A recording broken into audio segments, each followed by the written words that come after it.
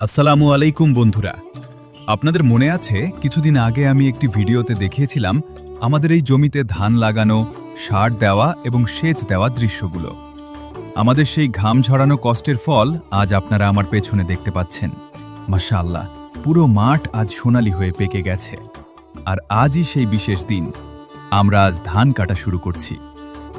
তপ্ত রোদে পুড়ে আর বৃষ্টিতে ভিজে এই দিনটির জন্য অপেক্ষা করতে হয়। যখন ধান কাটার এই ক্যাচ ক্যাচ শব্দটা কানে আসে, তখন আগের সব কষ্ট যেন নিমেষেই উধাও হয়ে যায়।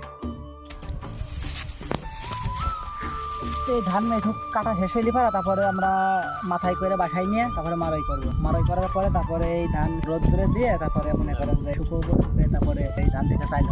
দেখুন ধানের ছড়াগুলো কতটা পুষ্ট হয়েছে।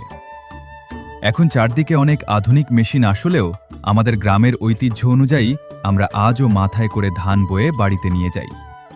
মাঠের আলপথ দিয়ে এক সারিতে ধানের আঁটি নিয়ে যাওয়ার এই দৃশ্যটিই বলে দেয় বাঙালির কৃষি সংস্কৃতির আসল পরিচয়। এটি যেমন পরিশ্রমের তেমনি গর্ভের। অবশেষে মাঠের ফসল এখন আমাদের বাড়ির আঙিনায়। এখন চলবে মাড়াই আর ঝাড়াইয়ের কাজ। নিজের হাতে লাগানো ধান যখন বাড়িতে আসে, তখন মনের ভেতর যে শান্তি কাজ করে তা ভাষায় প্রকাশ করা সম্ভব নয়।